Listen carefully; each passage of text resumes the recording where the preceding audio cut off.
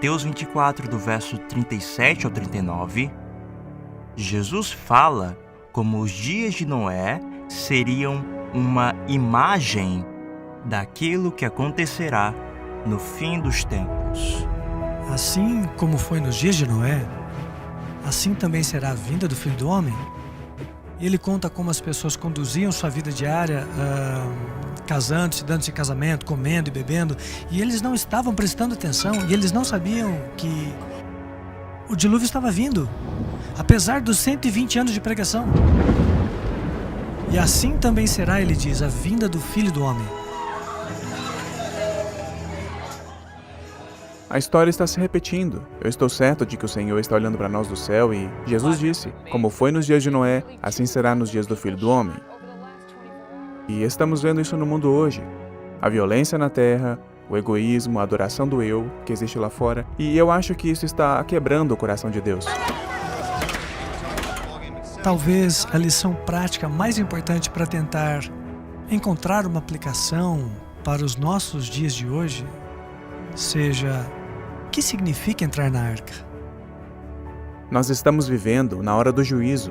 Estamos vivendo em um crepúsculo final na história do mundo, em que estamos no limiar da eternidade. E as pessoas precisam perceber que estes são tempos incríveis, mais do que em qualquer outro momento da história. Porque a porta da graça está realmente se fechando. E agora é o momento em que as pessoas precisam se preparar para encontrar com seu Deus.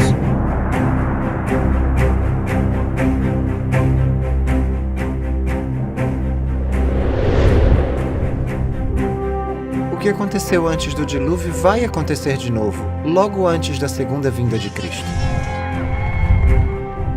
Aqueles que não têm perspectiva, os que não estão atentos à mensagem bíblica, eles continuarão como estão, seguindo o curso normal da vida, e eles não verão o fim chegar. Eu sou Jeff Wright, diretor do Layman Ministries. O que você verá agora não se parece com nada do que já viu antes. Não apenas investigaremos a história do dilúvio, mas também estudaremos as raízes da evolução e como ela influenciou o Ocidente. E o mais importante, veremos como a história de Noé ajuda a explicar as páginas da profecia bíblica. Essa é a história de Noé e do dilúvio como você nunca viu antes.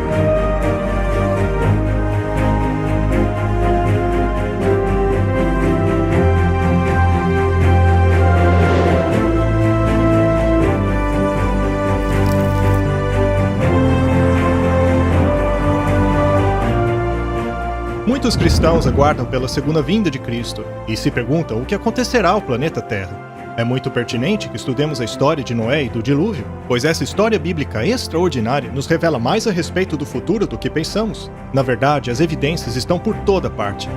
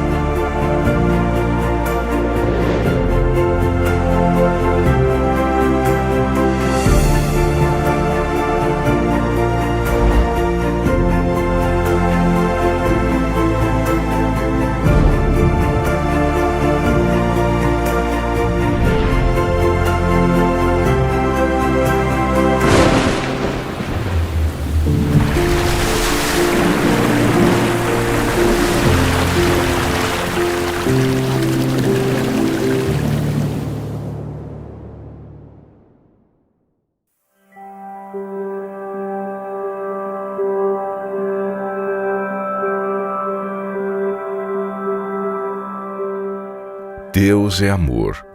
Sua natureza, sua lei é amor. Sempre foi assim e sempre será.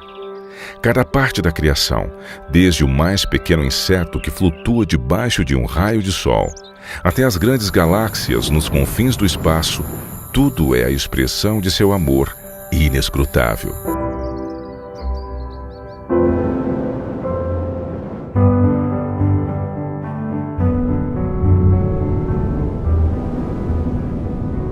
Não há dúvida nenhuma de que o mundo antes do dilúvio falava do amor de Deus. Tudo era incrivelmente belo. O seu amor está estampado em toda e qualquer coisa que você olhar. Desde o menor ser unicelular até o mais complexo dos seres, que foi Adão, que ele criou. Tudo era perfeito. Se nós pudéssemos ser transportados de volta para descobrir como o mundo era antes do dilúvio, você realmente precisa pensar nisso como se fosse um outro planeta. Eles estavam rodeados por alimentos em abundância. Toda a natureza era incrivelmente bela. As montanhas não eram irregulares e ásperas e ameaçadoras e perigosas como vemos hoje. Eram majestosas, altas, ondulantes e cobertas com solo fresco. E todo tipo de flor que você possa imaginar. Muitos pensam que os animais e plantas estão extintos hoje. Não havia frio extremo, nem calor extremo, nem aridez extrema, nenhum clima extremo. E não tínhamos essas tempestades terríveis que temos hoje. As árvores estavam cobertas de videiras e pequenas trepadeiras enroladas em perfeita ordem e carregadas de frutos. É mencionado em Gênesis que a água subia como uma névoa e regava a terra. A terra era regada por um sistema tipo um aspersor automático. Subia um vapor da terra, de acordo com Gênesis capítulo 2. A chuva era desconhecida. Pedras preciosas, ouro e prata, eram simplesmente abundantes na superfície do solo. Aqui temos um paraíso, se você quiser colocar dessa maneira, que era, em diferentes aspectos, essa biosfera que permitia o desenvolvimento de seres humanos e animais. É claro que a expectativa de vida das pessoas era muito longa, de acordo com o relato bíblico. Quando Deus faz isso, ele diz que era bom, muito bom. E foi diante de toda aquela beleza que o homem pecou. Ele realmente não tinha desculpa, porque Deus havia providenciado tudo o que ele precisava. Tudo estava em harmonia e tudo era perfeito. É óbvio que não vivemos no mundo perfeito. Na verdade, se considerarmos que mais de 70% da Terra está coberta de água, esse planeta nem é tão acolhedor assim para a vida humana.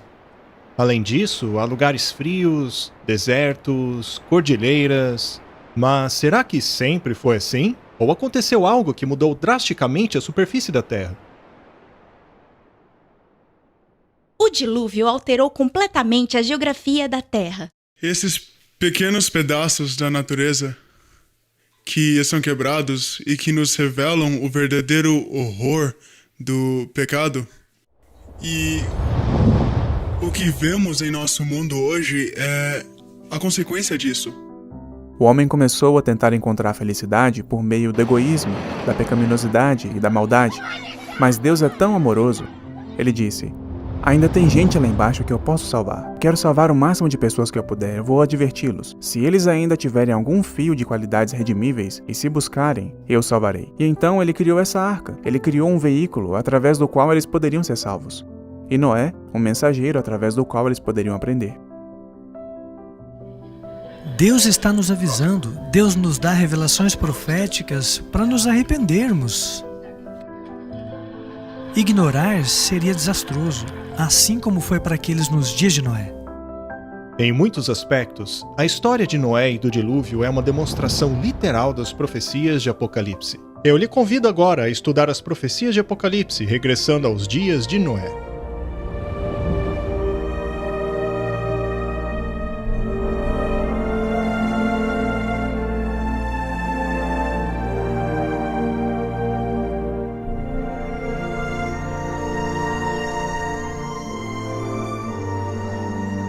Nos dias de Noé, havia sinais de decadência, mas a terra ainda era rica e formosa graças à providência divina. As colinas eram coroadas de majestosas árvores e sustentavam ramos carregados de frutas. As planícies vastas, semelhantes a jardins, exalavam a fragrância de milhares de flores. Os frutos da terra eram de grande variedade, quase sem limites.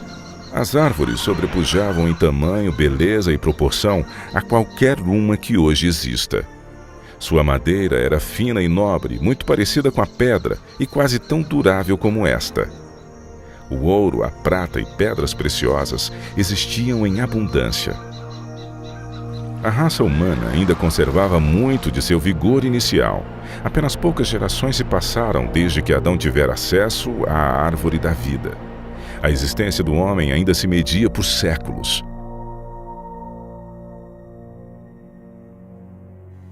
Se aquele povo longevo houvesse se dedicado ao serviço de Deus, com suas raras capacidades para planejar e executar, teriam feito do nome de seu Criador um louvor na terra e correspondido ao propósito por que Ele lhes dera a vida.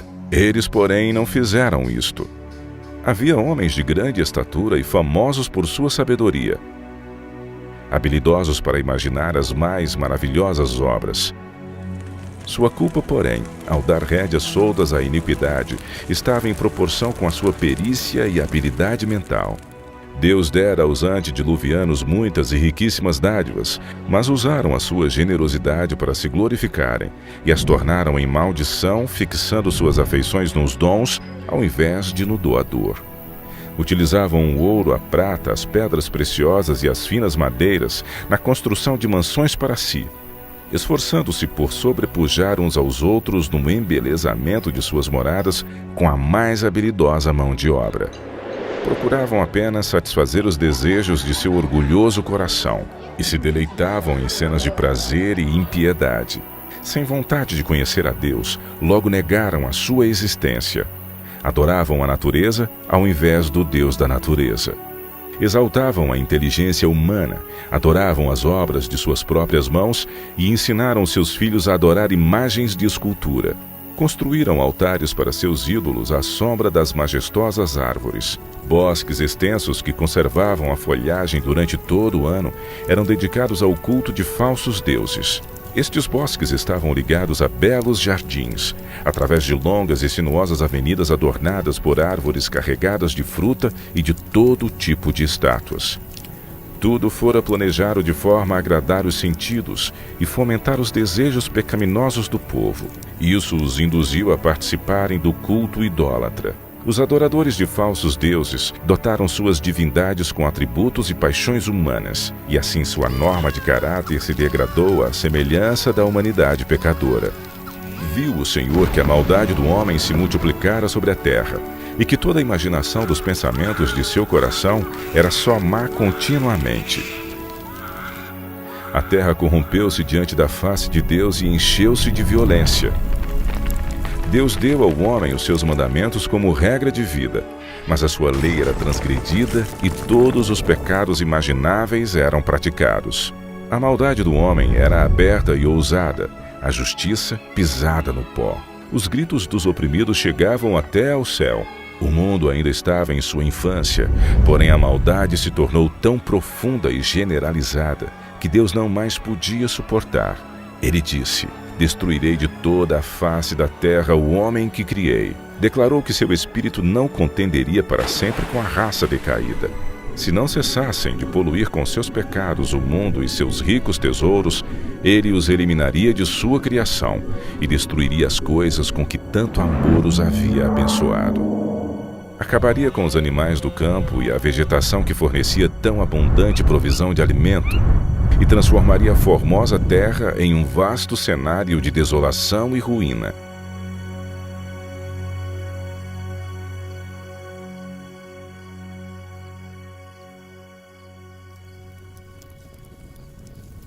"120 anos antes do dilúvio, o Senhor declarou seu propósito a Noé por meio de um santo anjo e ordenou-lhe construir uma arca. Enquanto construía a arca, ele deveria pregar que Deus traria um dilúvio de água sobre a terra para destruir os ímpios. Os que crescem na mensagem e se preparassem para aquele acontecimento pelo arrependimento e reforma de vida, encontrariam perdão e seriam salvos. Deus deu a Noé as dimensões exatas da arca e instruções explícitas com relação à sua construção em todos os pormenores. A sabedoria humana não poderia ter concebido uma estrutura de tão grande resistência e durabilidade. Deus foi o projetista e Noé o construtor-chefe. Tinha uma altura de 3 andares com apenas uma porta que ficava na lateral. A luz entrava por cima e os compartimentos foram arranjados de tal forma que eram todos iluminados. O material empregado empregado na construção da arca era o cipreste ou madeira de gopher, a qual estaria isenta de apodrecimento durante centenas de anos. A construção dessa imensa estrutura foi um processo lento e trabalhoso. A arca, por si mesma, não poderia resistir à tempestade que viria sobre a terra. Unicamente Deus podia preservar seus servos das águas tempestuosas. Noé, pela fé, quando foi avisado divinamente das coisas que ainda não se viam, temeu, e para a salvação de sua família preparou a arca, pela qual condenou o mundo e foi herdeiro da justiça que é segundo a fé. Enquanto Noé pregava sua mensagem de advertência ao mundo, seu trabalho testemunhava de sua sinceridade. Assim, a sua fé foi aperfeiçoada e manifestada. Deu exemplo ao mundo ao acreditar naquilo que Deus havia dito.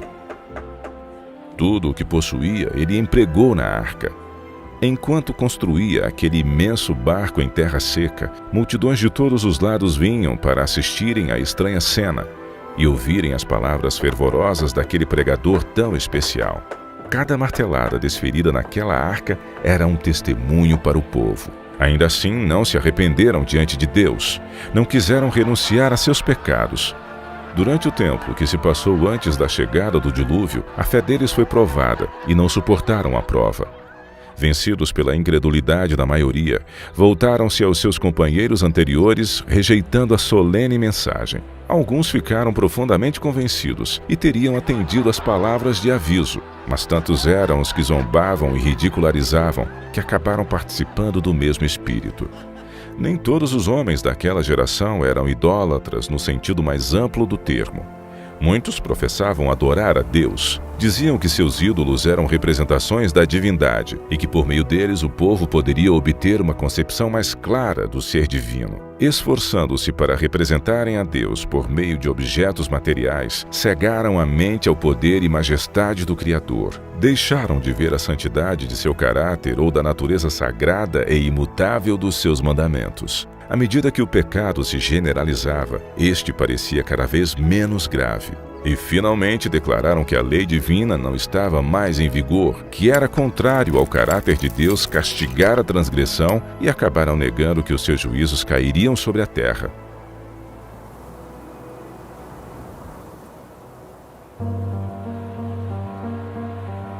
Se aquela geração houvesse obedecido à lei divina, os homens teriam reconhecido a voz de Deus na pregação de seu servo. Mas ao rejeitarem a luz, suas mentes tornaram-se tão cegas que realmente acreditavam que a mensagem de Noé era um delírio. As multidões de maiorias não estavam do lado da justiça. O mundo voltou-se contra a justiça e a lei de Deus. Noé foi considerado um fanático. O mundo ria-se da loucura daquele homem iludido. E ao invés de humilharem seus corações diante de Deus, insistiram em sua desobediência e maldade como se Deus não tivesse falado através de seu servo.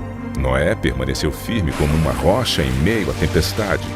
Rodeado pelo desdém e ridicularização popular, ele se distinguiu por sua santa integridade e fidelidade inquebrantável. Suas palavras eram acompanhadas de poder. Seu relacionamento com Deus lhe dava força do poder infinito. Durante 120 anos, sua voz anunciou aos ouvidos daquela geração acontecimentos que, segundo a sabedoria humana, estavam fora de cogitação. O mundo antes do dilúvio argumentava que as leis da natureza haviam permanecido inalteradas por séculos. As estações haviam sucedido umas às outras. Até ali, nunca havia chovido. A terra era regada por uma neblina ou orvalho, mas devido à sua obstinada resistência às reprovações da consciência, aquela geração encheu a medida de sua iniquidade e se tornou madura para a destruição. Seu tempo de graça estava prestes a terminar. Noé havia seguido fielmente as instruções que havia recebido de Deus. A arca havia sido concluída exatamente como Deus determinara. Havia provisão de alimentos para homens e animais. E agora o servo de Deus fez o seu último e solene apelo ao povo. Em um angustiante apelo que as palavras não podem descrever, Noé suplicou que buscassem refúgio enquanto ainda podiam achar.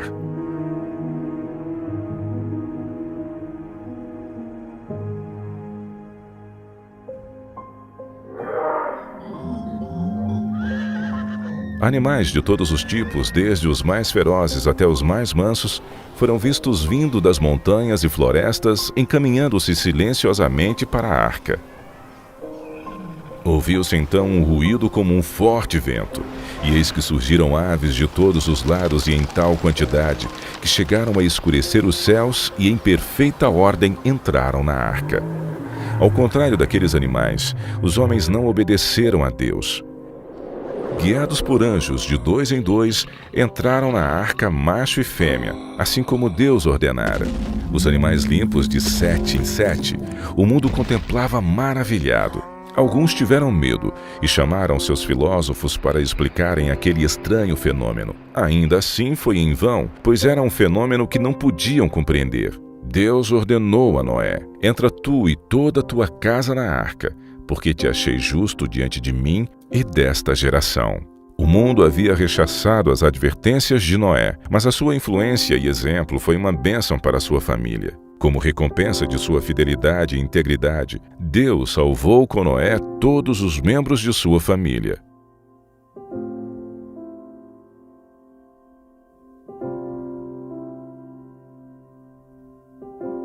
O clamor da misericórdia havia acabado para aquela raça culpada.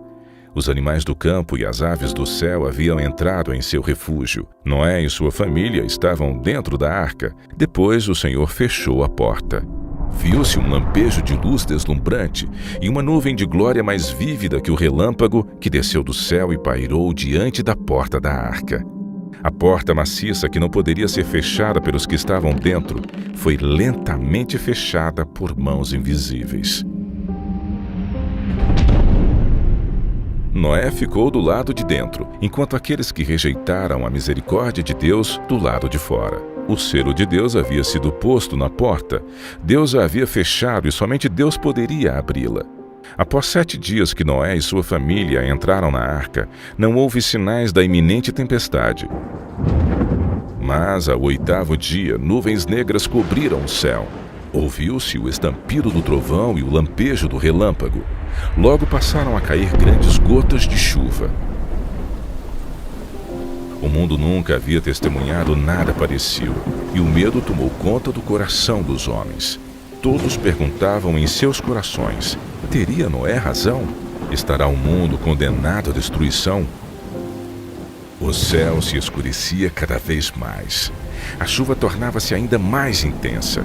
Os animais corriam aterrorizados, seus gritos discordantes pareciam lamentar seu próprio destino e o da humanidade. Se romperam então as fontes do grande abismo, e as janelas do céu se abriram. A água parecia cair das nuvens em enormes cataratas. Os rios romperam seus limites e inundaram os mares. Jatos de água irrompiam da terra com força indescritível, arremessando pedras maciças para o ar, que quando caíam se enterravam profundamente no solo. Os altares onde haviam oferecido sacrifícios humanos foram destruídos, e os idólatras temeram diante do poder do Deus vivo, compreendendo que a causa de sua ruína foi a destruição e a idolatria. À medida que a violência da tempestade aumentava, árvores, edifícios, rochas e terra foram lançados em todas as direções. Por cima do rugido da tempestade, era possível ouvir os lamentos de um povo que havia desprezado a autoridade de Deus. Muitos estavam frenéticos de medo e esticaram seus braços à arca, implorando para lhes permitirem entrar. Suas súplicas, porém, foram em vão e se convenceram de que há um Deus no céu que governa tudo. Alguns, tomados pelo desespero, tentaram romper a arca para entrar nela. Porém, a firme estrutura resistiu a todos os seus esforços. Outros se penduraram na arca, até serem arrancados pelas forças das águas ou caírem devido à colisão com rochas e árvores. Cada fibra da maciça arca tremia quando era golpeada pelos violentos ventos que a empurravam de um lado para o outro. Os gritos dos animais dentro da arca expressavam seu medo e dor. Ainda assim, apesar de toda a violência dos elementos, a arca continuava flutuando em segurança. Algumas pessoas tomaram seus filhos e agarraram-se aos lombos de animais, sabendo que estes procurariam salvar as suas vidas subindo nas montanhas mais altas, a fim de escapar da água que não parava de subir. Outros se ataram às altas árvores que estavam no cume das montanhas. Refúgio após refúgio que prometia segurança acabava sendo abandonado.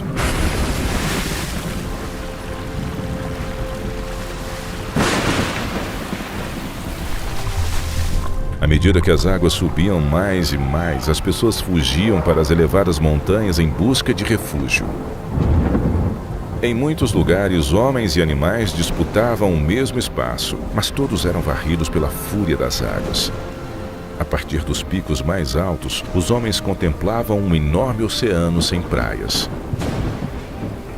As solenes advertências do servo de Deus já não eram mais motivo de zombaria e chacota. Como desejavam aqueles pecadores condenados recuperarem a oportunidade que deixaram passar. Mas a doce voz de misericórdia não seria mais ouvida. O amor, não menos que a justiça, exigia que os juízos de Deus pusessem um fim ao pecado.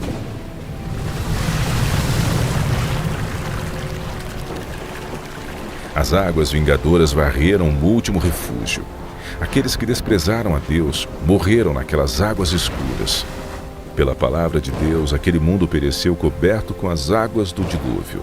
Mas os céus e a terra, que agora existem, estão reservados pela mesma palavra para o fogo até o dia do juízo e da perdição dos homens ímpios. Outra tempestade está por vir, e pecado e pecadores serão destruídos. Deus é amor. Ainda assim, há um limite de tempo para suportar a maldade. Vimos que Deus enviou um dilúvio para acabar com a maldade daquela época. Mas resta uma pergunta. Poderia ter havido uma catástrofe mundial sem que ela houvesse deixado um vestígio sequer? O dilúvio universal é mais do que uma história de um livro. É uma história escrita na Terra. E essas evidências físicas permanecem escritas como testemunhas para nós. Chegou a hora de começarmos a investigar o juízo.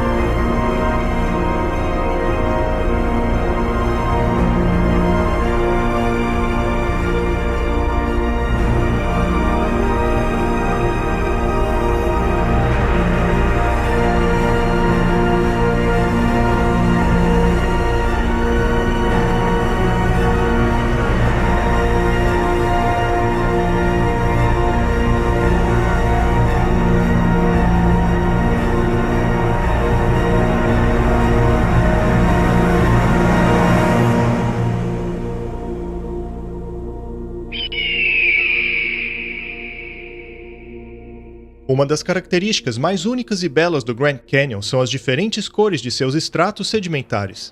Elas são vistas ao longo da parede do canyon por quilômetros. Essas camadas de calcário e arenito acabam criando esse arco-íris nas rochas.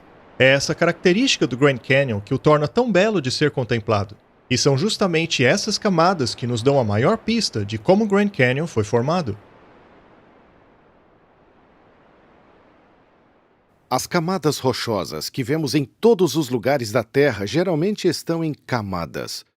As rochas sedimentares estão quase todas depositadas pelas águas. Vemos que essas camadas de rochas são de turbiditos, o que quer dizer que uma grande catástrofe provocou uma ação turbidítica, carregando aquela enorme quantidade de sedimentos por meio de água. Então a água traz a lama ou areia, ou mesmo materiais mais grosseiros, carrega e deposita em uma camada. É normalmente assim que as rochas são formadas na coluna geológica. E então existem diferentes tipos de sedimentos que acabam fazendo com que as rochas pareçam bem diferentes, bem em cima uma da outra. Mas a pergunta é, depois da formação dessa camada, quanto tempo se passa até a próxima camada se formar em cima dela? A tendência geral é crer que, ao longo de milhões de anos, um oceano avançou sobre o continente, depositou uma camada de sedimento e então se retirou, deixando o solo seco mais uma vez. Durante este período seco, que teria durado dezenas de milhões de anos, esta camada sedimentar estaria exposta aos elementos do clima e à erosão. E se apenas ficar lá, sem ser coberto rapidamente, então muitas coisas acontecem. As plantas crescem nela, as raízes se espalham, vira moradia de animais. As correntes de água vão cavar canais nela. Então ela não fica intacta. Dezenas de milhões de anos de ação atmosférica e erosão teriam deixado uma grande quantidade de irregularidades entre os estratos, como, por exemplo, colinas e vales. Mas não é isso que vemos. Há pouca variação entre os níveis, eles são extremamente planos.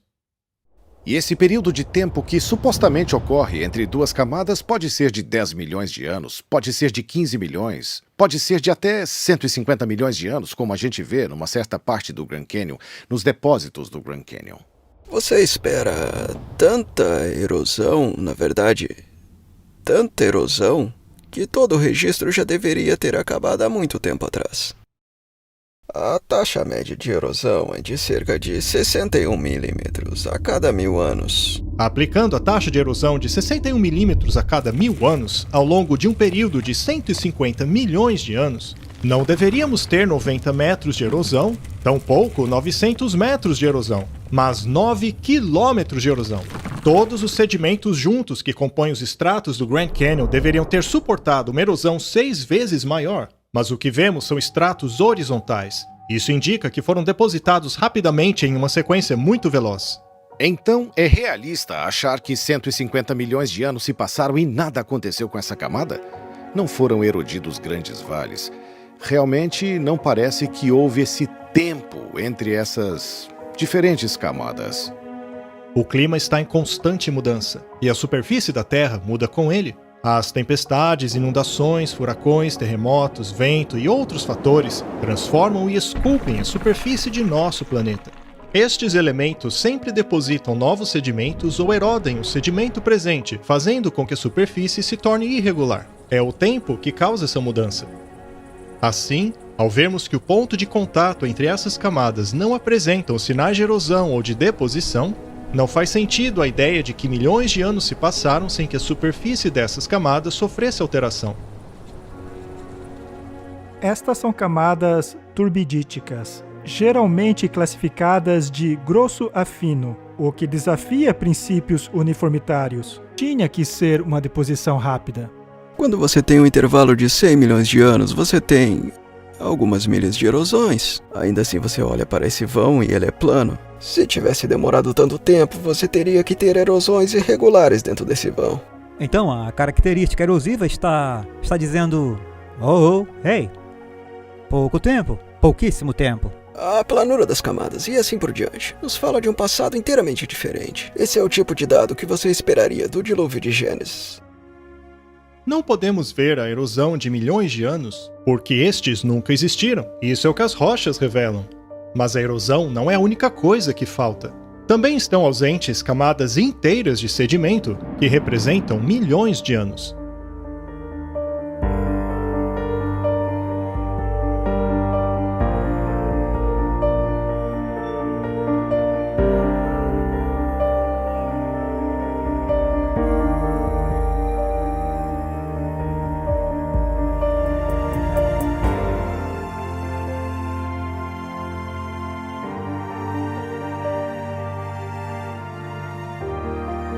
Aqui no Grand Canyon podem ver que atrás de mim há essa rocha de coloração mais clara chamada de arenito coconino. Ela está bem acima dessa mais escura chamada de folhelho permiano. Entre as camadas de arenito coconino e folhelho permiano falta uma terceira camada, chamada de formação Schnabel Hill. Veja nesta imagem o arenito coconino de cor mais clara, seguido logo abaixo pela formação Schnabel Hill, aquela que está ausente no Grand Canyon. Abaixo da formação Schnabel Hill está o folhelho permiano, um pouco mais escurecido devido à vegetação do vale. Esta é a formação Schnabel Hill. São mais de 240 metros de rocha, o que corresponderia a 6 milhões de anos. Isso é um grande problema para a ciência, já que aquela camada não deveria estar ausente. Isso porque, na mente de um geólogo moderno, cada camada está atrelada a um período de tempo. E eliminar uma camada de rocha significa eliminar este período de tempo. A explicação sugerida para este problema é a de que as camadas ausentes de fato existiram. Elas foram formadas acima das camadas inferiores, e a suposta razão para o seu desaparecimento teria sido a ação da erosão até a camada anterior. Então, com o passar do tempo, o próximo estrato teria tomado o lugar da antiga camada. Mas o grande problema dessa explicação é que o contato entre as camadas é absolutamente nivelado. Isso não demonstra evidência alguma de erosão, como sulcos profundos, desgastes e outros fatores. Não encontramos nenhum desses cenários. Porque eles são um desafio para as longas eras geológicas. Porque não há nenhuma erosão ali. A formação Schnebly Hill se encontra em meio a esses dois estratos e não apresenta sinal algum de erosão. Isso não apenas indica que houve pouca ou nenhuma passagem de tempo entre a formação dessas duas camadas, mas que também foram depositadas de maneira rápida por um evento catastrófico. É por essa razão que não encontramos a formação Schnebly Hill entre aqueles estratos do Grand Canyon. A mesma condição pode ser observada a apenas 144 quilômetros dali. O Grand Canyon é um fantástico exemplo geológico de catastrofismo. Ele desafia as teorias modernas que procuram explicar essas incoerências. Já neste local, temos calcário Redwall descansando sobre uma camada de calcário Moave. Entre essas duas camadas deveria haver a formação Temple Butte, que representa 155 milhões de anos. No lugar onde ela deveria estar não há nada, assim como também não há evidências dos quase 10 quilômetros de erosão que deveria haver após todo esse tempo. Não há nenhum indício de erosão, nenhuma evidência de deposição. Tudo o que temos é uma área plana. Mas não pode haver uma área plana de 30, 40, 50 mil quilômetros que não muda, que continua sendo uma área plana por 100 milhões de anos. 100 milhões de anos é tempo suficiente para erodir a América do Norte de sua elevação atual até o nível base, até o nível do mar, umas 6 ou 7 vezes. Aqui a área de contato entre o calcário Redwall e o calcário Mauve é horizontal, o que significa que transcorreu pouco ou nenhum espaço de tempo entre os dois estratos. Os 150 milhões de anos ausentes entre esses dois estratos não correspondem à coluna estratigráfica. Por esta razão, os serviços do parque colocaram uma placa que confirma essa inconsistência. Exibimos apenas algumas dessas inconsistências, e em nenhuma delas há sinais de erosão ou deposição durante os supostos períodos de milhões de anos. Este é um problema sério para os evolucionistas, porém não é nada quando comparado à grande discordância, um vazio de tempo de mais de 1 bilhão de anos. Mas isso não é tudo. O contato entre as duas camadas também é horizontal. É interessante que quando descemos ao nível do Rio Colorado, nós encontramos o que chamamos de pré-cambriano. O material vulcânico é muito acidentado e muito misturado. E os sedimentos cambrianos que aparecem sobre eles permanecem ali. Posteriormente, eles se tornam pouco misturados, camada após camada. Tornei-me bastante consciente daquela grande inconformidade que fica entre o pré-cambriano e o cambriano, lá no Grand Canyon. Isso é nítido. Está sempre lá. A grande discordância do Grand Canyon é 1,2 bilhão de anos ausentes entre as camadas cambriana e pré-cambriana. Durante este tempo, deveríamos observar 72 quilômetros de erosão irregular. Este é tempo suficiente para erodir os 40 quilômetros da crosta terrestre 2 vezes. Ainda assim, a camada cambriana se assenta horizontalmente sobre a pré-cambriana. E mais uma vez, o ponto de contato entre as duas é horizontal, o que indica que a deposição dessas duas camadas não é o resultado de 1,2 bilhão de anos de erosão. As evidências apontam para uma grande catástrofe ocasionada por água, que ocorreu em um período curto de tempo. Então, você vem para a camada cambriana. E de repente, tudo muda drasticamente. A maioria dos seus filhos animais, de repente, aparecem naquela camada cambriana. Não se tratam de espécies isoladas, são filos inteiros que aparecem de repente. Isso é assombroso. Veja, um filo é uma categoria muito ampla de animais. Por exemplo, o filo Molusca. O filo Molusca abrange desde os caracóis e lesmas até os camarões e polvos. Todos esses animais pertencem a este grupo. Como explicar que todos apareceram simultaneamente ao mesmo tempo? Isso não se encaixa com o lento processo evolutivo. E este é um problema duplo para a evolução, e os evolucionistas estão cientes disso. Eles chamam isso de explosão cambriana. A explosão cambriana é o período das camadas cambrianas em que temos registros fósseis de animais completamente formados. Estes fósseis totalmente formados nos fornecem dados para nossa investigação. Como a camada pré-cambriana não contém fósseis de animais, filos ou espécies intermediárias, nos levam a considerar o conceito de processos evolutivos entre espécies como puramente teóricos. Então, o que isso nos diz? Isso indica evolução? Não, indica criação. A camada pré-cambriana, frequentemente chamada de rocha basal, contém somente fósseis de organismos unicelulares e de algumas criaturas de corpo macio, como vermes e águas-vivas. Isso se encaixa com o registro bíblico, já que antes do dilúvio não havia padrões climáticos severos ou catástrofes que pudessem enterrar e fossilizar grandes animais. No entanto, a camada cambriana, que está logo acima dela, é a primeira camada sedimentar depositada pelo dilúvio. É por esta razão que vemos um filo inteiro de animais totalmente desenvolvidos surgir abruptamente. A razão pela qual não vemos traços de espécies intermediárias ou de lentos processos evolutivos é porque estes nunca ocorreram. As camadas sedimentares do Grand Canyon não são evidências da evolução. Pelo contrário, são testemunhas de uma inundação catastrófica. Quando vemos o tamanho desses depósitos, somos levados a crer que esta inundação foi um evento global.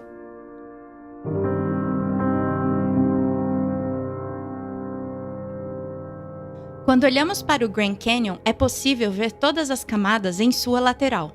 E todas essas camadas se estendem por centenas de quilômetros. Até o Arizona, Utah, Wyoming e Montana. As mesmas camadas chegam até mesmo ao Canadá. O arenito da Pitts, que se encontra no fundo do Grand Canyon, foi a primeira camada depositada pelo dilúvio. Ela começa no México, cruza a América do Norte e chega até mesmo na Groenlândia. A formação Morrison cobre cerca de 643 mil quilômetros quadrados do Novo México ao Canadá. E o arenito de São Pedro cobre aproximadamente 800 mil quilômetros quadrados. Ao observarmos aquelas camadas, vemos que todas elas estão niveladas horizontalmente. Isso não apenas mostra que aquelas camadas foram assentadas rapidamente, mas também revela que não houve milhões de anos de erosão entre elas. A ausência de erosão entre as camadas do Grand Canyon mostra que estas foram depositadas rapidamente por uma catástrofe. E o fato destas camadas percorrerem centenas de quilômetros, passando por vários estados e chegando até mesmo ao Canadá, revela que a dimensão da catástrofe foi muito maior do que qualquer coisa que o homem moderno já viu.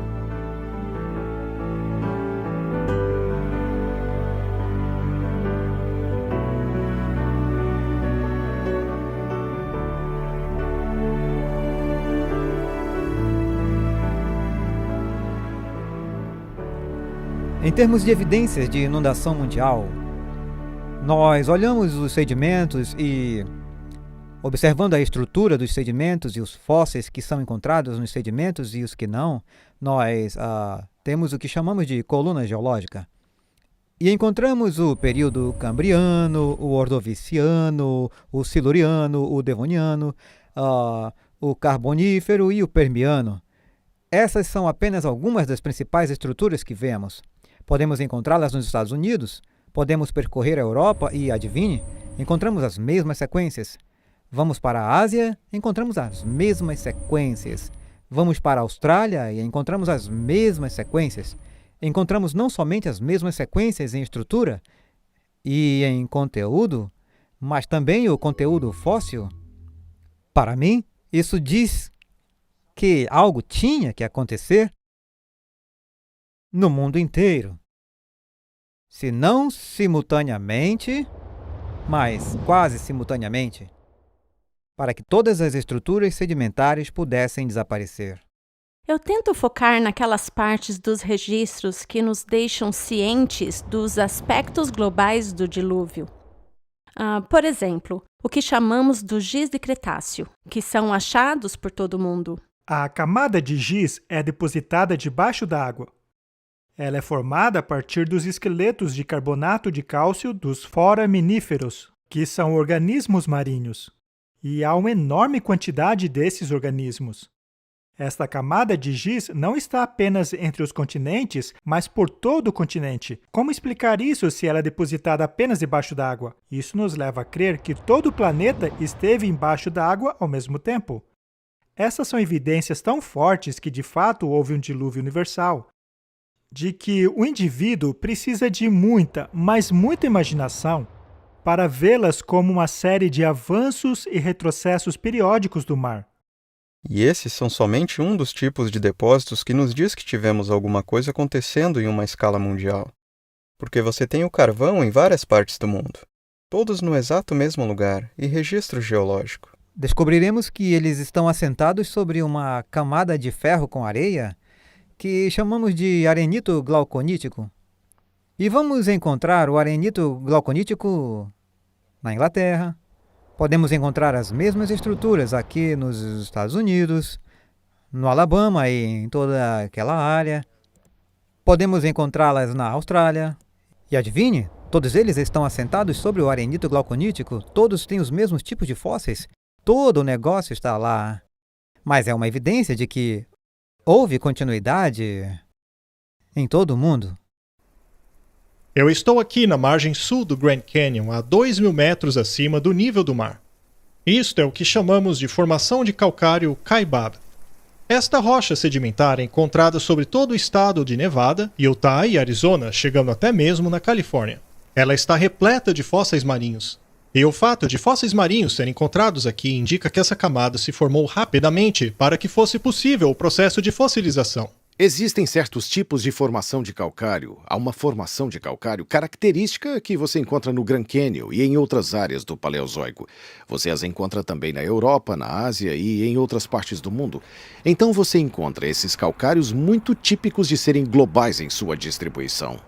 Conforme você vê o registro, há coisas que são características aqui que estão ao redor do mundo. Você continua um pouco mais e vê coisas diferentes que são características em torno do mundo, e se continuar vai ver outros tipos de rochas que têm características em todo o mundo e assim por diante. Existem muitos exemplos disso. E então, por que essas coisas são tão globais? Eu acho que a melhor explicação é uma catástrofe global. A larga distribuição de giz e outras camadas sedimentares condiz com aquilo que esperaríamos de uma catástrofe mundial. Já os fósseis, normalmente considerados uma evidência da evolução, são, na verdade, uma forte evidência do relato bíblico do dilúvio. Encontrar os mesmos fósseis nas mesmas camadas, em todo o mundo, para mim é outro ponto forte e marcante de que houve uma inundação global, um fenômeno global. E ao olharmos para o registro fóssil, encontraremos fósseis menores e menos complexos no fundo. E à medida que atravessarmos a coluna geológica, encontraremos uma complexidade cada vez maior. Isso acaba levando a muitas pessoas a concluir que houve uma progressão evolutiva no registro fóssil, que vai desde o simples até o complexo. Acontece que isso não existe. Não existem animais simples. Todo animal já encontrado é incrivelmente complexo. E muitas pessoas falam sobre eles como a primeira aparência de vida. Eu gostaria de propor que olhássemos não como um registro de vida, mas como um registro de morte. É a primeira aparência da preservação das coisas que estão morrendo. Nós temos esta complexa destruição aquosa, o dilúvio, acontecendo. E ao mesmo tempo em que estes sedimentos estão se instalando, eles também prendem as formas de vida à medida que morrem, da simples a mais e mais complexa. É óbvio que quando o ambiente é coberto com turbidito, os seres que vivem no fundo serão enterrados no fundo. Já os que são capazes de nadar mais alto são enterrados a um nível superior, e os que já se encontravam na parte superior serão encontrados lá mesmo. É exatamente o que vemos no registro. Encontramos peixes fossilizados que se encontram em sua posição de nado, até mesmo com comida em suas bocas. Isto é prova de uma morte instantânea. Os fósseis se formam apenas em decorrência de um enterro rápido. E para que haja um enterro rápido é necessária uma catástrofe. Um deslizamento causado por chuva forte ou inundação pode prover essa condição. O fato de haver tantos fósseis encontrados pelo mundo, todos nas mesmas camadas, é evidência de um enterro rápido em escala global. Outra forte evidência de que isto é o resultado de um dilúvio global é o fato de muitos desses animais terem sido arrastados juntos por fortes correntezas. Estes são os cemitérios fósseis.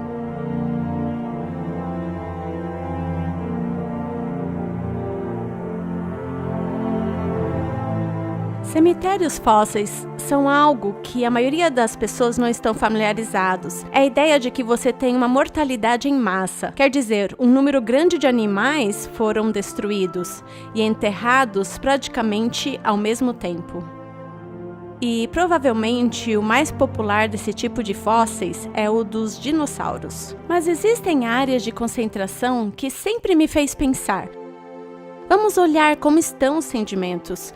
Talvez esta é uma área baixa e essas coisas foram levadas e depositadas em pequenas áreas baixas e concentradas dessa forma pela água que moviam esses corpos. Achamos coisas assim por todo o globo. Por exemplo, há camadas em Utah Central onde há braquiópodes, que são tipo moluscos. Deve haver uns, bilhões desses organismos que compõem essas camadas. Isso é um cemitério de fósseis. É uma quantidade muito grande, é uma quantidade excessivamente alta de fósseis. Estou trabalhando, no momento, em uma escavação em Wyoming, onde temos mais de 10.000 dinossauros. Isso certamente indica que houve uma catástrofe. Não tem como juntar tantos fósseis em um só lugar sem uma catástrofe. Descobrimos que em nosso depósito os ossos não estão como deveriam estar se os animais tivessem morrido ao longo do tempo. Ao invés disso, os ossos estão desarticulados e eles estão organizados por tamanho. Os ossos maiores estão embaixo e os menores estão em cima. O único modo disso acontecer é se os ossos fossem transportados em uma enxurrada e depois afundado rapidamente até águas profundas, e os ossos maiores desceram antes dos ossos menores. Veja, por exemplo, a bacia de Karoo. Ela é enorme. E os dinossauros e criaturas se encontram em uma posição de corrente de água. O pensamento moderno diria que esses animais teriam sido depositados em bacias e rios que se espalharam por praticamente todo o continente. Isso seria um rio gigantesco. Não vemos isso acontecendo hoje. É necessário imaginar um mundo totalmente diferente no passado. Há muitas coisas que apontam para um dilúvio universal.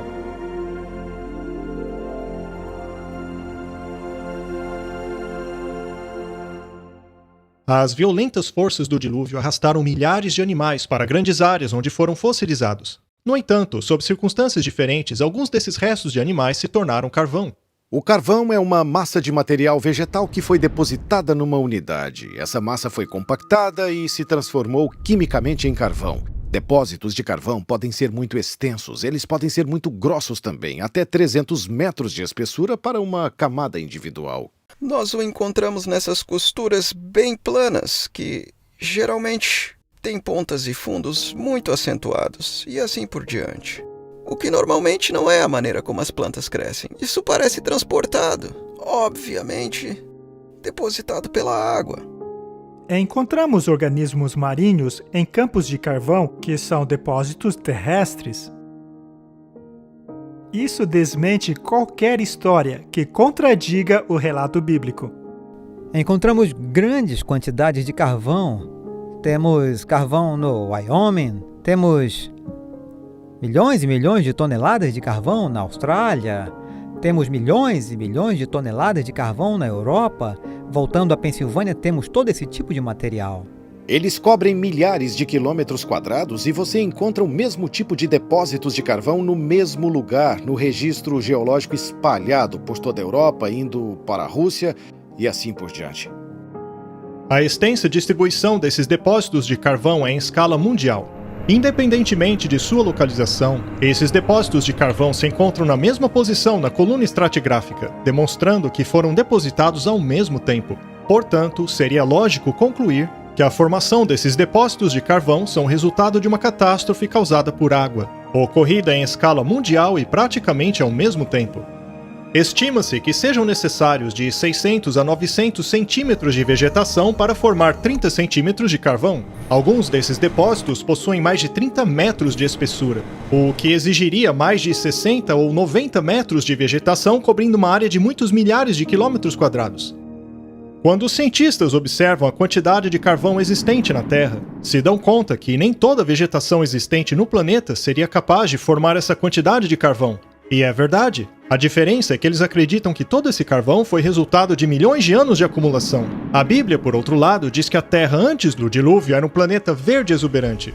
Não é improvável que isso venha apenas da vegetação que existia pouco antes do dilúvio.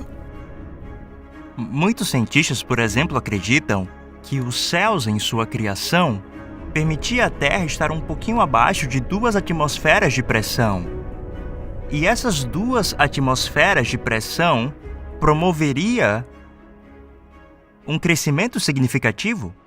Onde agora vemos desertos, cordilheiras e continentes gelados, houve uma vez, antes do dilúvio, terras férteis e bosques como nunca vimos antes. Encontramos grandes quantidades de petróleo nos desertos do Oriente Médio, que são vestígios desta antiga paisagem verde. Os cientistas descobriram, através de perfurações, que um dia a Antártica já foi um continente tropical coberto por palmeiras. As enormes florestas enterradas durante o dilúvio e que depois se transformaram em carvão e petróleo formam os extensos depósitos que vemos hoje em dia. Estas são apenas algumas das evidências que testificam do grande amor de Deus pelo homem mediante a criação de um planeta verde exuberante, e que mais tarde foi destruído por uma catástrofe de água, exatamente como a Bíblia diz. O dilúvio é um evento que harmoniza o que vemos na geologia. Em termos de uma criação recente de Deus, em apenas 6 dias, alguns milhares de anos atrás, como descrito na Bíblia.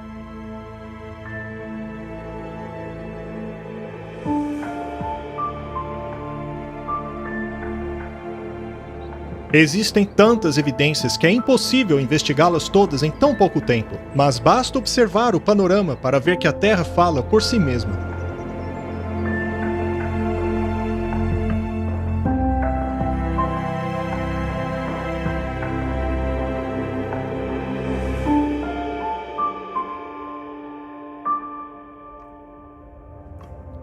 Vimos que não há erosão entre as diferentes camadas horizontais do Grand Canyon, o que indica que estas camadas foram depositadas rapidamente e não após milhões de anos. Vimos também que a magnitude desta catástrofe precisa ser tão grande quanto os estratos que ela formou, e a extensão dessas camadas pelos continentes confirma o seu impacto mundial. Vimos também que não há rastros de erosão entre essas camadas sedimentares durante os supostos milhões de anos. A ausência desta erosão não se encaixa com o modelo evolutivo. Também vimos que a primeira camada sedimentar contém fósseis de animais completamente formados. Não há etapas evolutivas progressivas.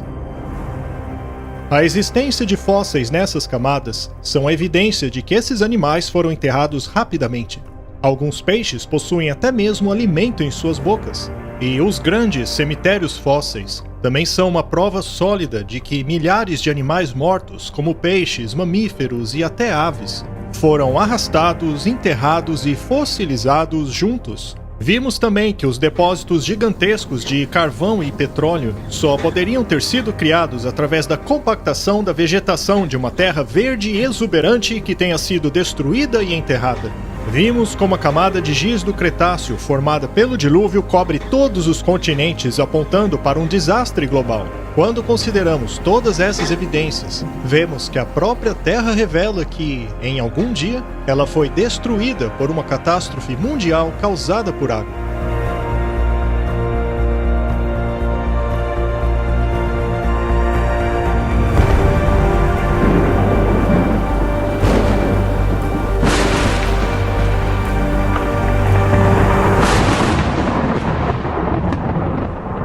Ou fala com a terra, e ela te ensinará. Até os peixes do mar te contarão. Quem não entende por todas essas coisas que a mão do Senhor fez isto? Uma vez que o mundo está tão repleto de evidências, por que algumas das mentes mais brilhantes da comunidade científica rechaçam a história do dilúvio como descrita na Bíblia? A razão tem pouco a ver com as evidências.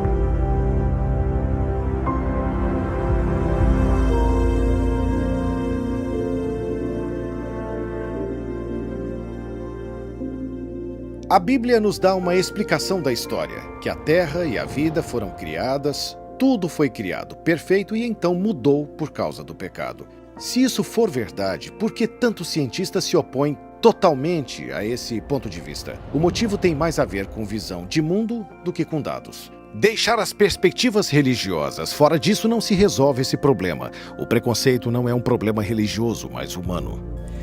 Não importa o que professamos, se dissermos eu sou cristão e rejeito a biologia evolucionista, ou eu sou evolucionista e rejeito o cristianismo, ou se eu estiver andando em círculos entre estes dois, ainda assim, tudo que fazemos, tudo que vemos, tudo que dizemos e percebemos, toda a nossa visão de mundo, o jeito que formulamos os nossos conceitos, nossos pensamentos sobre tudo que vemos e sabemos sobre o mundo ao nosso redor, são inevitavelmente afetados por essas duas visões. Essa visão de mundo tem uma forte influência sobre o que nós percebemos e no tipo de perguntas que fazemos. Se você limitar o número de interpretações que você pode adicionar à sua cosmovisão, então, obviamente, isso vai limitar os tipos de teorias que você pode criar. Então, por exemplo, se você está olhando para uma cosmovisão materialista e você está olhando para esses equipamentos moleculares incríveis que eu gosto de usar, ou a informação que está gravada no DNA, há um grande número de teorias que você pode criar baseado nesses dados que você coletou. Mas, se você é um materialista, nenhuma das suas teorias poderia sugerir que uma mente inteligente escreveu essa informação no DNA. Essa é uma teoria que não é permitida. A grande verdade é que a evolução contraria as leis da física. Veja, tudo se transforma de um nível superior para o inferior. O que sempre acontece é a regressão e nunca o contrário. Essa é a lei da termodinâmica. A vida procura desafiar a lei da termodinâmica. Assim, o que temos é uma teoria que basicamente viola cada lei da física. E ainda assim, é uma das teorias mais reconhecidas e até mesmo protegidas pela legislação. É realmente inacreditável. A ciência se define como uma exploração sistemática que constrói, organiza o conhecimento em forma de explicações comprováveis e previsões sobre o universo. O problema da evolução é que suas explicações não podem ser provadas. A evolução necessita que algo que não está vivo possa por si mesmo criar algo vivo. Esse misterioso evento não pode ser observado em nenhum lugar, nem na natureza e nem em laboratório. Ela, portanto, não segue o método científico, o que a impede de ser estabelecida como um fato científico. Toda a vida é composta por DNA, uma forma muito complexa de se organizar informação.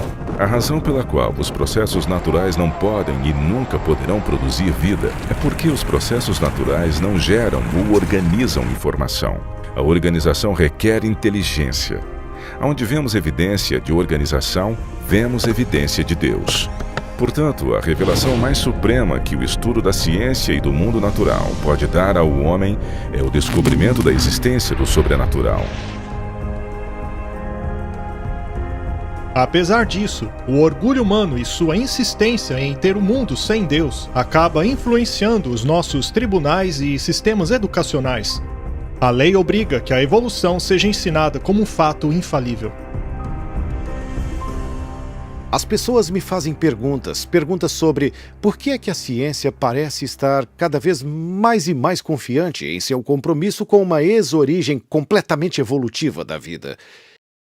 É porque temos mais dados? Não, realmente não é isso. É porque a ciência tem uma certa visão de mundo e a confiança nessa visão está cada vez mais forte. E acho que parte disso é por causa das batalhas políticas sobre o que será ensinado nas escolas públicas. Quando nos mandam ensinar esta teoria, o que eles estão fazendo, pelo menos na minha opinião, é obrigar a todos os professores a mentir, já que os professores têm que ensinar essa teoria, que é uma hipótese da ciência moderna, enquanto existem teorias melhores para explicar aquilo que vemos e que são excluídas. O mais justo a se fazer seria apresentar as duas teorias aos estudantes, para que eles mesmos pudessem escolher. Mas a maneira como está se fazendo hoje vai contra toda a lógica. Você não fala de Deus em nossos livros didáticos, livros científicos e históricos e assim por diante. Deus está fora de cena. Mas e se Deus realmente existir? Não é assim que se encontra a verdade. Então é assim que a cosmovisão pode limitar as coisas. Uma das coisas que eu realmente aprecio sobre a cosmovisão bíblica que os cristãos aceitam é que ele é libertador. Não podemos dizer que toda a realidade é apenas o que eu posso ver mecanicamente, e assim por diante. Não há nada que nos diga que tudo isso é realidade. Eu prefiro uma abordagem mais ampla. Vamos incluir Deus nas possibilidades. E olhar para os dados científicos. E os dados científicos, eles tendem a nos apontar para Deus. Quando você diz, bem, eu não vou me envolver com religião ou com a Bíblia, porque isso não é ciência. Acho que você está sendo desnecessariamente restritivo e está eliminando a possibilidade de você investigar o que pode ser verdade.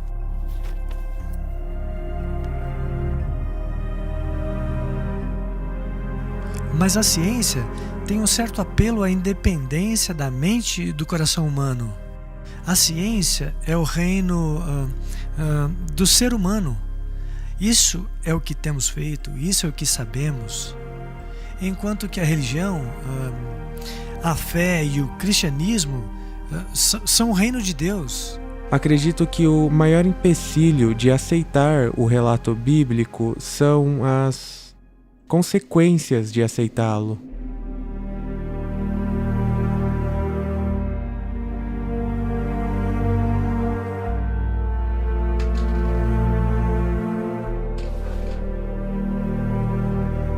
Agora, o problema de trazer Deus para essa discussão é que, inevitavelmente, volta também a questão da responsabilização moral. E dizer que tem moralidade em um paradigma evolucionista é enganar-se mesmo. Não pode haver um ser supremo e seres inferiores sem definir essa relação de alguma forma. E intuitivamente reconhecemos que há uma lei moral. E examinados por essa luz, não ficamos bem na cena. E, portanto, para escapar desse contexto de julgamento, para escapar do contexto de responsabilização moral, há uma tendência natural de querer se esquecer do Criador. E, consequentemente, coisas como a história do dilúvio, as evidências que ainda são visíveis na Terra, estas são coisas que talvez, de alguma forma, nosso subconsciente fica muito feliz encontrando uma explicação alternativa. Nós nos sentimos confortáveis deixando essa ideia de responsabilização moral. Eliminar a responsabilidade moral implica em reescrever a história do mundo. Adotou-se uma nova visão de mundo, uma visão de mundo que exclui o dilúvio. O objetivo disso é eliminar o juízo de Deus e, como consequência, eliminar a responsabilidade moral. O que vamos ver agora é como ocorreu essa transição.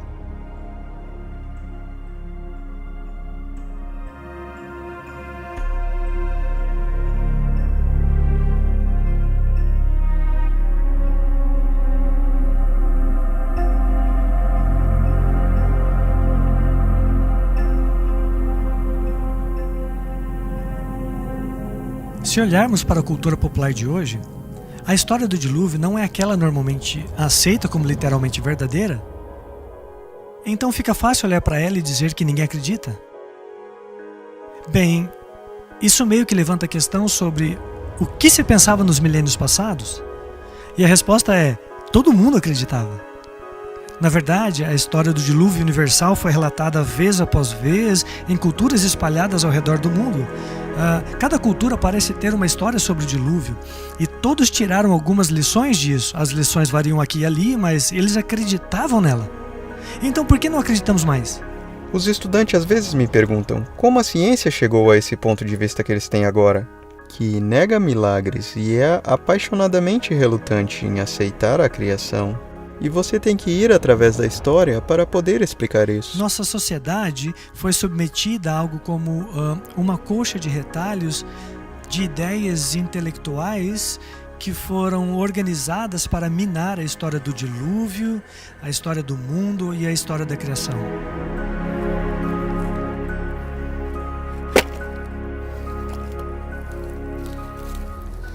O grande acobertamento.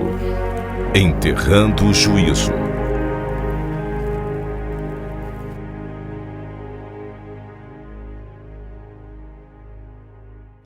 Toda a superfície da Terra foi alterada por um desastre causado por água. E essas evidências tão avassaladoras não podem simplesmente serem apagadas por aqueles que rejeitam a história do dilúvio. Eles então a reinterpretaram.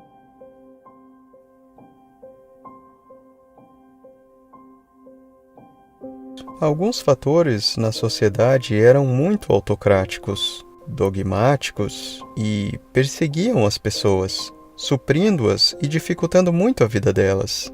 E quem eram essas agências que faziam isso? Bem, eram o governo e a igreja. Uma das coisas que o homem mais deseja é obter o domínio sobre os outros homens. Durante a Idade Média, era a igreja que governava o mundo. Então, durante a Idade Escura, ou período da Idade Média, por 1500 anos, tivemos esse marco monolítico, quase que universal, de governança da Igreja Católica por toda a Europa.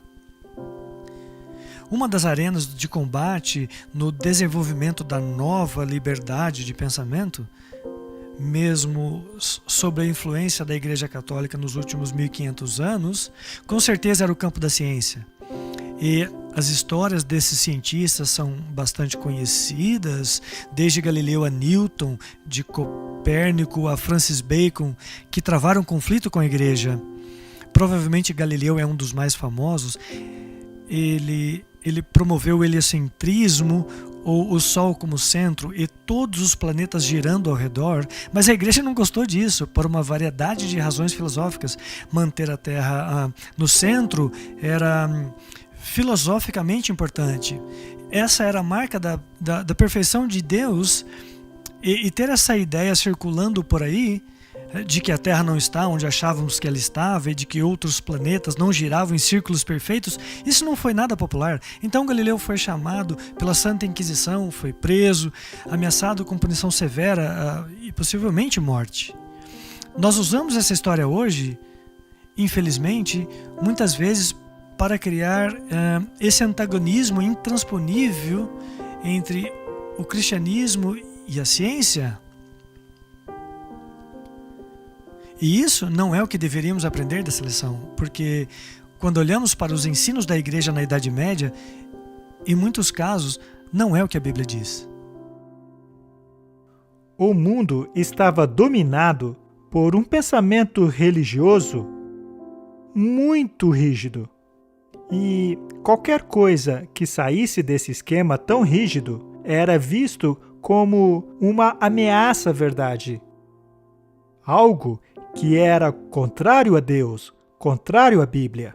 E como tal, precisaria ser eliminado pela força, mediante a ação da Inquisição e da pena de morte.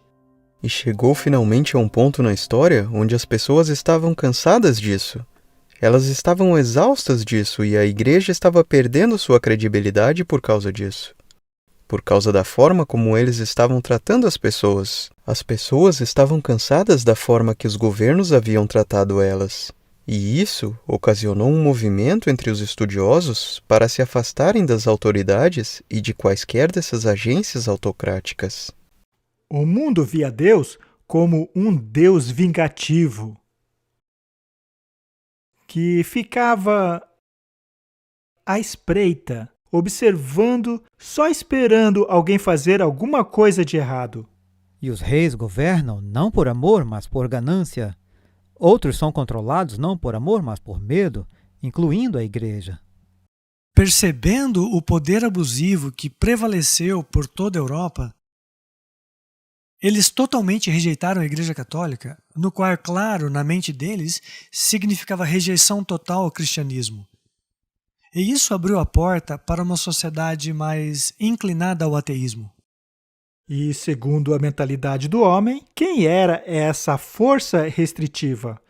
Bem, a força restritiva que impedia a expansão da mente era Deus. Portanto, vamos nos livrar dele, vamos nos livrar de Deus, para que assim possamos crescer intelectualmente. E foi isso que fizeram na Revolução Francesa. Ao invés de submeter as massas aos seus dogmas e cega submissão, a obra de Roma as tornou infiéis e revolucionárias. Consideraram que sua avareza e crueldade era fruto da Bíblia e que não mais aceitariam isso. Roma distorceu o caráter de Deus e agora os homens passaram a rejeitar a Bíblia e o seu autor. Isso desencadeou automaticamente a Revolução Francesa e a total anulação do poder da Igreja que se havia mantido sobre o povo por mais de 1000 anos. Na Assembleia Nacional da França, a turba revolucionária declarou que só prestaria culto à razão. Apresentaram então uma bela mulher vestindo uma capa azul e a proclamaram como deusa da razão. E eles então consagraram a deusa da razão. Aconteceu que a razão tomou o lugar da fé em Deus. Levaram essa mulher de carruagem até Notre-Dame, destruíram a igreja e passaram a pregar semanalmente o ateísmo.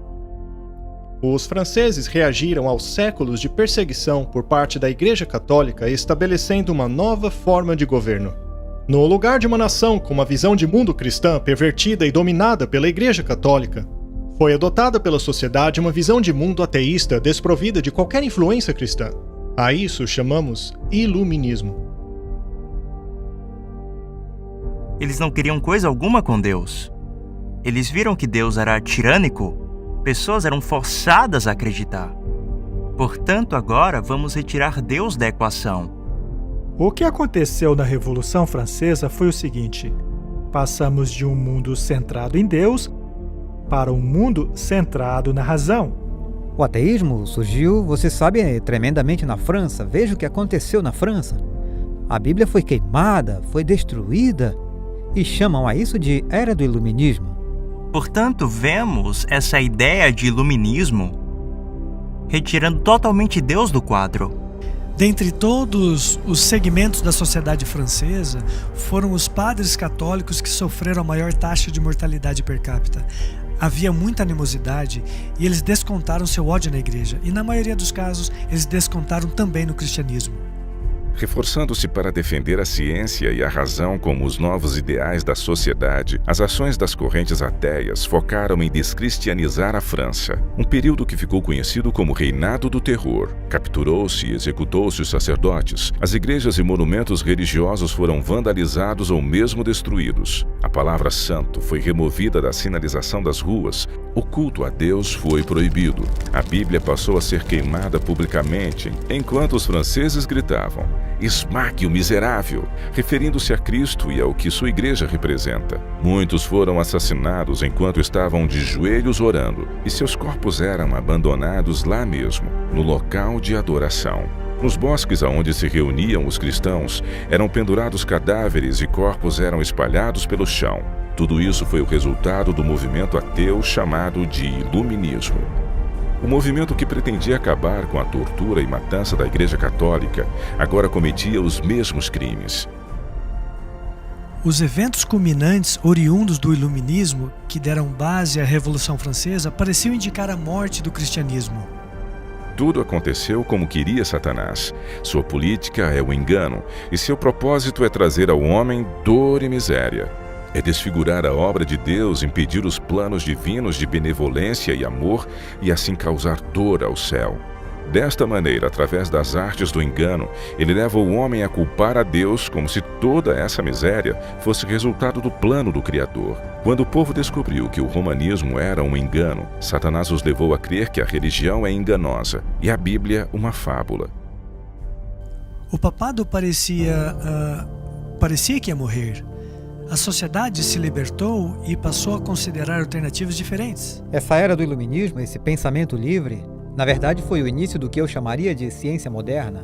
Na verdade, esse movimento de se afastarem das autoridades, nós o vemos como sendo um período chamado iluminismo. Você não tem esse freio sobre você, e você pode começar a explorar, e começar a observar, e começar a utilizar a razão humana. As pessoas estavam, de fato, se afastando da confiança nos governos e na igreja, e começando a pensar por elas mesmas, trazendo mais liberdade, e essa liberdade foi em muitas direções diferentes, incluindo se afastar de acreditar em Deus. Se não fosse pela Revolução Francesa e a ideia de que Deus não está envolvido em tudo, e a ideia de que a razão substitui Deus, não teria havido solo fértil para o desenvolvimento do pensamento evolucionista.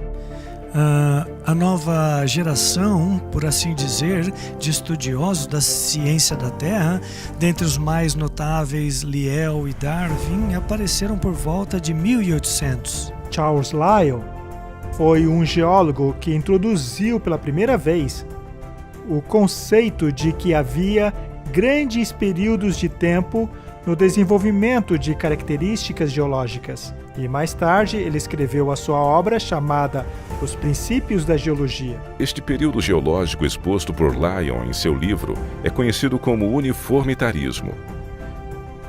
O uniformitarismo é a crença de que as coisas que se desenvolveram e acontecem hoje não são diferentes daquilo que ocorreu no passado. Assim, se algo exige um longo período de tempo para se formar hoje, também deve ter exigido um longo período no passado. O uniformitarismo é a base para se crer nos milhões de anos tão necessários para a teoria da evolução.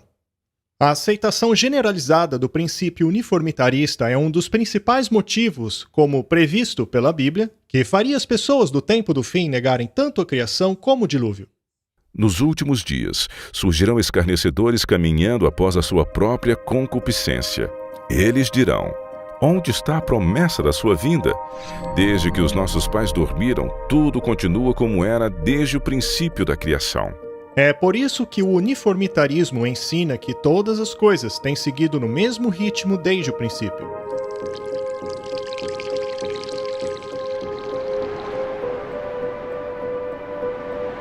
Mas e se aconteceu uma catástrofe?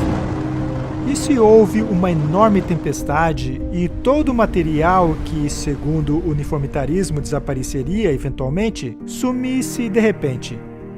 É isso o que vemos hoje.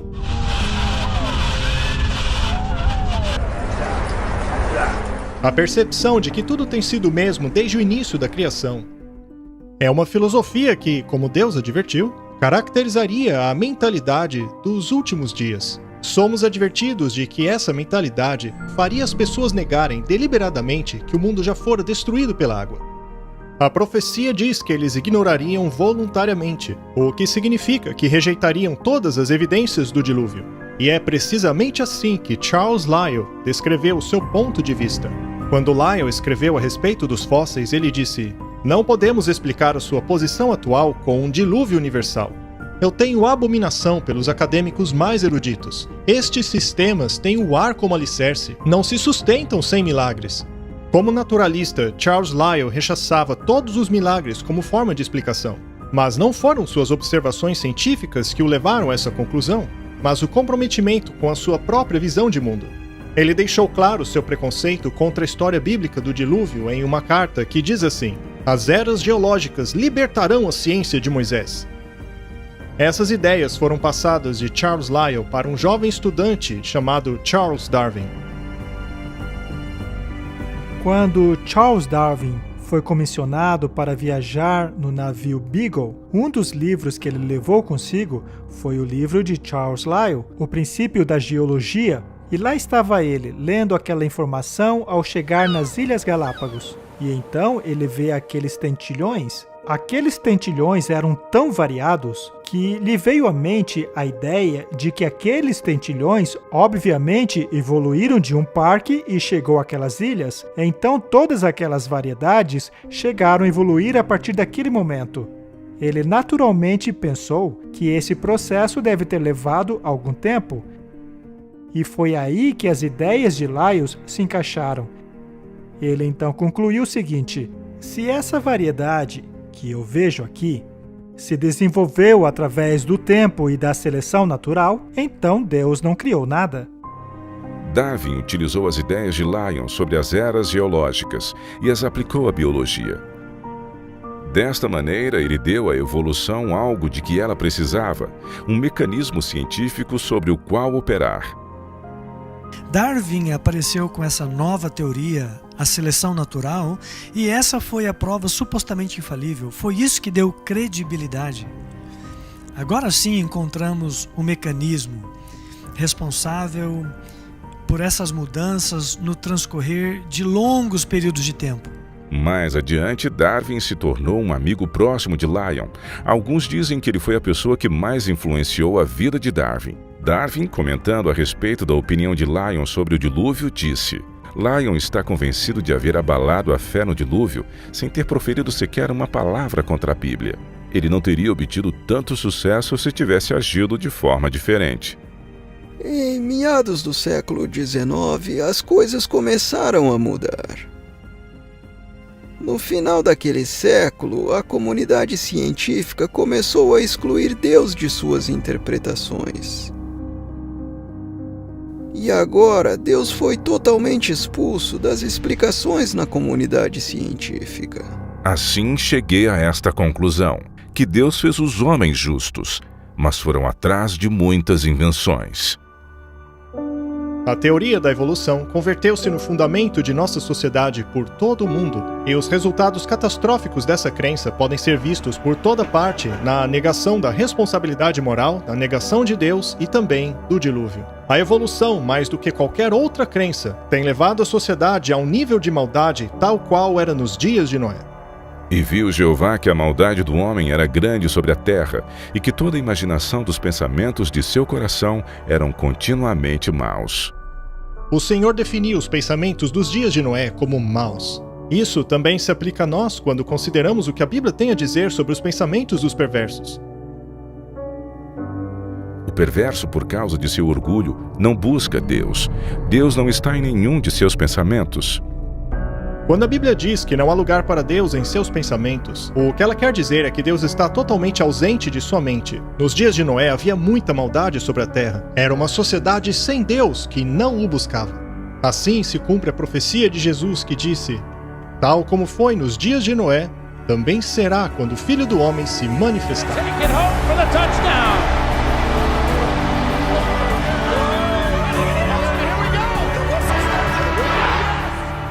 Nós estamos chegando a um ponto neste mundo hoje onde Deus está sendo marginalizado.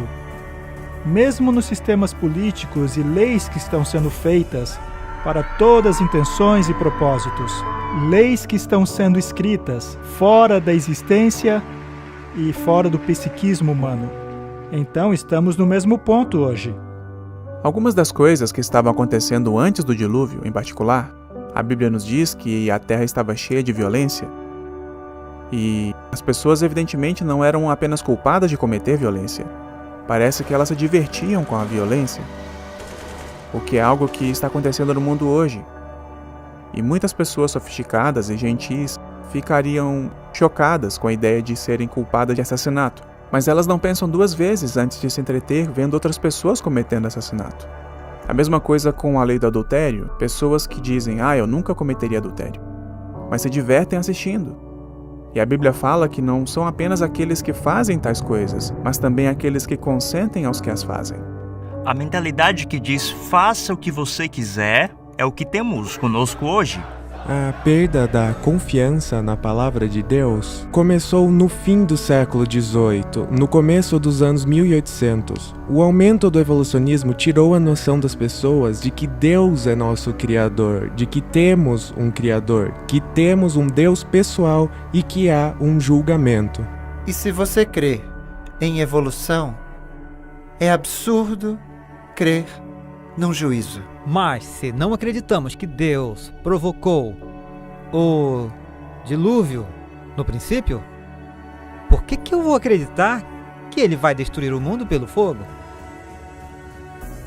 Não faz sentido. Portanto, se eu posso levá-lo a negar o dilúvio, então basicamente estou em vantagem sobre você em negar a destruição eterna do mundo da forma como conhecemos. Enquanto a nossa cultura globalizada afasta a ideia dos princípios morais absolutos e rejeita uma norma moral, vemos como o sofrimento e a miséria aumentam de forma proporcional até que a própria vida não seja mais respeitada. À medida que a situação de nosso mundo piora, fica claro por que um juízo é tão necessário e por que ele ocorreu nos dias de Noé. A maldade desenvolveu-se a tal ponto que não havia mais solução. Ela aumentaria continuamente para todo sempre. Isso resultaria em um universo de eterna miséria. Quem gostaria de viver num universo como este por toda a eternidade? Veja a dor e agonia de pais quando estão diante das tumbas de seus filhos, por exemplo. Precisa haver um juízo. É por isso que Deus estabeleceu um limite antes que toda a humanidade se afundasse nessa situação e não restasse nenhuma testemunha do amor de Deus e do plano original da criação, que era da humanidade viver em paz, em harmonia e amor junto com Deus. Se isso acontecesse, não restaria nada para levar adiante a história do amor de Deus. Portanto, Deus tinha que intervir. Deus é amoroso, Deus é paciente. Mas como ele disse a Moisés, embora ele seja longânimo e abundante em perdão e misericórdia, de forma alguma ele inocentará o culpado. Que há um tempo de juízo. O Senhor disse: Meu espírito não contenderá com o homem para sempre, porque ele é carne. Seus dias passarão a ser 120 anos. Houve um período de 120 anos de advertências, de súplicas. O julgamento não vem sem aviso nenhum, apesar daqueles que escolheram ignorar os conselhos de Noé por 120 anos. Eles acharam que sim. O julgamento sempre foi e sempre será misturado com misericórdia. Mas a misericórdia não impede o julgamento. Inevitavelmente chega uma hora em que a chuva cai. E ele destruiu este mundo com o dilúvio. E esta destruição permanece como uma garantia de um outro juízo que ocorreria depois deste. E a Bíblia diz que este próximo juízo será pelo fogo. Ele não será novamente por meio de um dilúvio. Pode até haver inundações intermitentes, mas o juízo final será pelo fogo. E pela água, o mundo daquele tempo foi submerso e destruído. E pela mesma palavra, os céus e a terra que agora existem estão reservados para o fogo, guardados para o dia do juízo e para a destruição dos ímpios. O mundo foi batizado pela água nos dias de Noé. 2 Pedro 3 diz que ele será batizado por fogo quando o Senhor voltar. E aí ele vai fazer um novo céu e uma nova terra. Então a terra renasce, pode-se dizer, depois de passar por esse batismo nas águas dos tempos de Noé. Mas ele protegeu Noé e a sua família. Ela será batizada com fogo na segunda vinda, mas ele mais uma vez protegerá o seu povo. Portanto, a mesma mensagem que temos no livro de Gênesis será pregada mais uma vez nos últimos dias.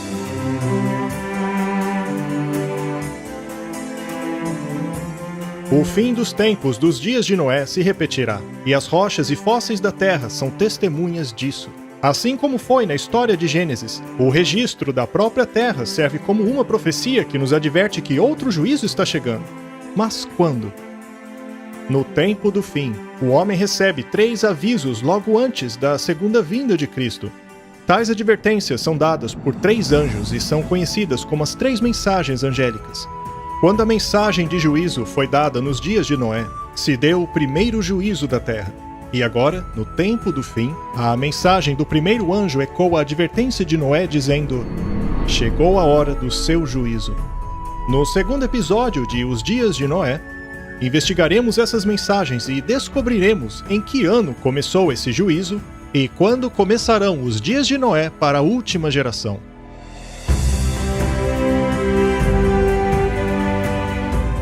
A história da Arca é praticamente um paralelo às 3 mensagens angélicas. As 3 mensagens angélicas de Apocalipse 14 são as últimas mensagens de Deus para o mundo. É uma mensagem para os últimos dias, e é uma mensagem que na verdade prepara o mundo para a vinda de Cristo. Noé seguiu as instruções de Deus na construção da arca.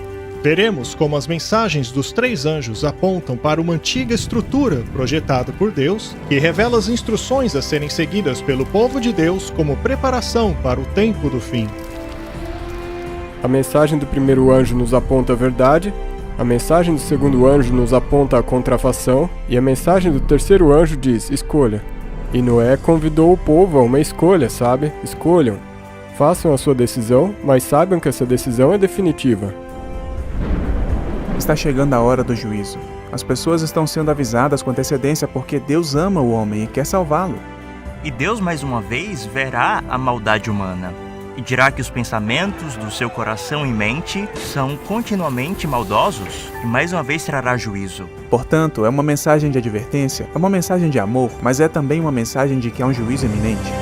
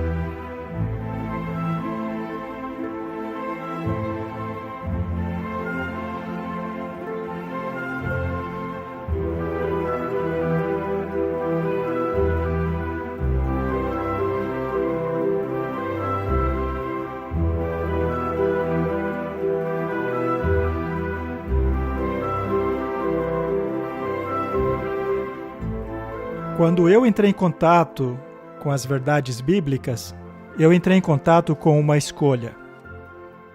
Eu era um ateu e a profecia me disse que havia um Deus. Então eu tive que fazer escolhas, e as escolhas te custam. E quando eu fiz a escolha de deixar o evolucionismo e pregar sobre o criacionismo, isso teve consequências, porque eu sou um zoólogo.